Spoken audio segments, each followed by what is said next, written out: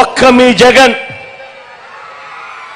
ఇక్కడ ఉన్నది మంచి చేశాన్న ధైర్యంతో నిలబడిన ఒక్క మీ జగన్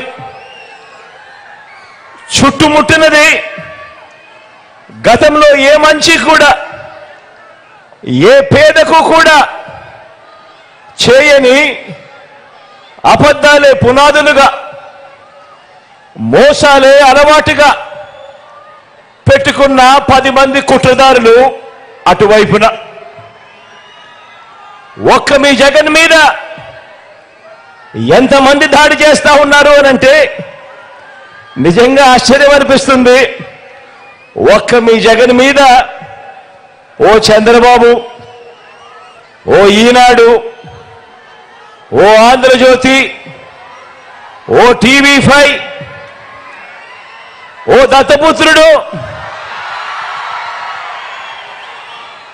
ఓ బీజేపీ, ఓ కాంగ్రెస్ ఇవన్నీ సరిపోవంటూ ఇన్ని కుట్రలు, ఇన్ని అబద్ధాలు, ఇన్ని మోసాలు కుటిల పద్మవ్యూహంలో వీరంతా కూడా ఒక్కటై బాణాలు సంధిస్తున్నది ఒక్క మీ జగన్ మీద. మీకు మంచి చేసిన మీ బిడ్డ మీద, మీకు ఆ మంచికి మధ్య మీ సేవకుడిగా ఉన్న ఒక్క మీ బిడ్డ మీద ఇంతమంది దాడి చేస్తా ఉన్నారు. అయినా మీ బిడ్డ అదరుడు, అయినా మీ బిడ్డ బెదరుడు. కారణం ప్రజలనే శ్రీకృష్ణుడి అండ ఉన్న అర్జునుడి మీ బిడ్డ. చేసిన మంచి మీద ఆ దేవుడి మీద నమ్మకం ఉంది కాబట్టి అర్జునుడి మీద ఒక బాణం వేసినంత మాత్రాన కురుక్షేత్ర సమరంలో కురుక్షేత్ర యుద్ధాన్ని కౌరవులు గెలిచినట్టు కాదు. ఒక బాణం వేసినంత మాత్రాన, జగన్ మీద ఒక రాయి విసిరినంత మాత్రాన, జగన్ మీద ఒక రాయి విసిరినంత మాత్రాన జరగబోయే ఎన్నికల కురుక్షేత్రంలో ఆ దుష్ట చతుష్టయం ఓటమిని, ఆ పెత్తందారుల ఓటమిని, మన పేదల ప్రభుత్వం గెలుపును ఎవ్వరూ ఆపలేరు. ఇలాంటి దాడుల వల్ల నా సంకల్పం చెక్కు చెదరదు. పైగా ఈ స్థాయికి మీరు దిగజారారు అనంటే దాని అర్థం ఏమిటి? ఈ స్థాయికి వారు దిగజారారు అనంటే దాని అర్థం ఏమిటి? విజయానికి మనం అంత చేరువుగా ఉన్నామని, విజయానికి వాళ్ళంత దూరంగా ఉన్నారనే కదా దాని అర్థము.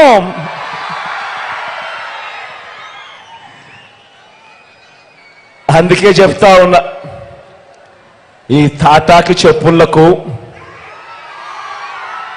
నీ బిడ్డ అదరుడు, నీ బిడ్డ బెదరడు. మీకు సేవ చేయాలన్న నా సంకల్పం మరింత పెరుగుతుందే తప్ప ఏ కొంచెం కూడా వెనుకడుగు వేసే ప్రసక్తే లేదు. నా నుదుటి మీద వారు చేసిన గాయం, నా నుదుటి మీద వారు చేసిన గాయం దేవుడి దయతో అది ఇక్కడ తగల్లేదు, అది ఇక్కడ తగల్లేదు. అంటే దాని అర్థం దేవుడు మీ బిడ్డ విషయంలో ఇంకా పెద్ద స్క్రిప్టే రాశాడు అని చెప్పి దాని అర్థం.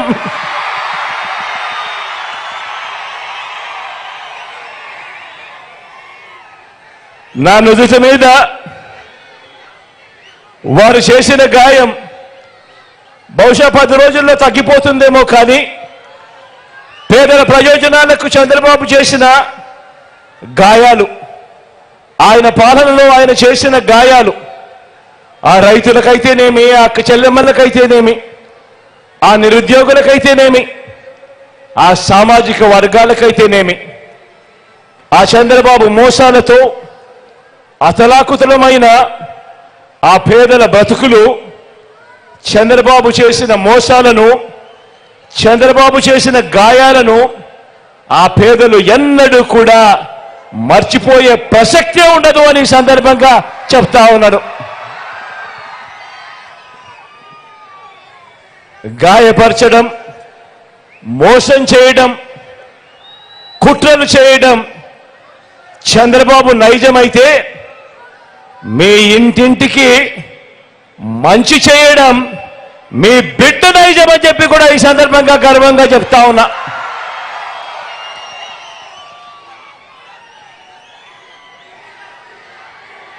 ఈ కూటమి నాయకుడు ఈ చంద్రబాబు గారి 30 ఏళ్ల ఫిలాసఫీ ఒకసారి చూడండి. 30 సంవత్సరాల చంద్రబాబు ఫిలాసఫీ ఒకసారి గమనించండి. పేద ప్రజలకు ఏ మంచి ఇవ్వద్దు అని, పేద ప్రజలకు ఏ మంచి చేయొద్దు అన్నది చంద్రబాబు ఫిలాసఫీ. ఇలా ఎంతమందికి చంద్రబాబు ఇవ్వద్దు అని చంద్రబాబు వాదించాడో గుర్తు తెచ్చుకుంటే బాబు ఎలాంటి వాడో అందరికీ కూడా అర్థమవుతుంది. ఆయన నైజం. రైతులకు ఉచిత విద్యుత్ ఇవ్వద్దు అన్నది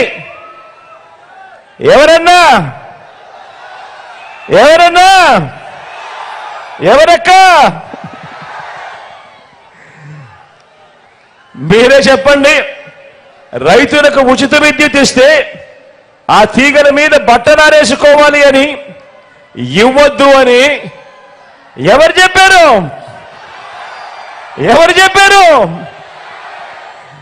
ఈ బాబే. కిలో 2 రూపాయలకే, కిలో 2 రూపాయలకు బియ్యం ఇవ్వద్దు అని ఎన్టీఆర్ కిలో 2 రూపాయలకు బియ్యం ఇవ్వద్దు అని ఎన్టీఆర్ను దింపేసి 5 రూపాయల 25కు పెంచేసింది ఎవరన్నా?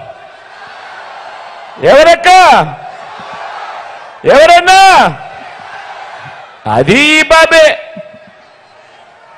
ప్రభుత్వ ఉద్యోగాలు ఇవ్వద్దు అన్నది ఎవరంటే ఆ దౌర్భాగ్యం కూడా ఈ బాబే.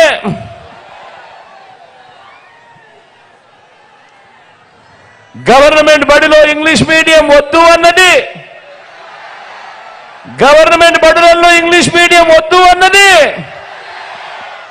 ప్రభుత్వ బడులను పాడు పెట్టినది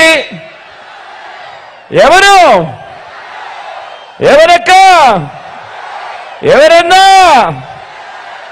అది కూడా ఈ బాబే. పేదలకు ఇళ్ల స్థలాలు ఇస్తా ఉంటే కులాల మధ్య సమతుల్యం దెబ్బతింటుంది అని ఏకంగా పేదలకు ఇళ్ల స్థలాలు ఇవ్వకూడదు అని కోర్టులకు వెళ్ళి కేసులు వేసింది ఎవరక్క? ఎవరన్నా? ఎవరు తమ్ముడు? అది కూడా ఈ బాబే. తాను ముఖ్యమంత్రిగా ఉంటూ తానే అవహేళన చేస్తే ఎస్సీలు, బీసీలు తానే తొలనాడితే వారిని గ్రామాల్లో వారి పరిస్థితి ఏమిటి అని కనీసం ఇంకిత జ్ఞానం కూడా లేకుండా ఆ ఎస్సీలను, ఆ బీసీలను అవహేళన చేసిన వ్యక్తి ఎవరక్క? ఎవరు చెల్లెమ్మా? ఎవరన్నా? ఎవరు తమ్ముడు? అది కూడా ఈ బాబే. విడగొట్టిన రాష్ట్రానికి ప్రత్యేక హోదా, ప్రత్యేక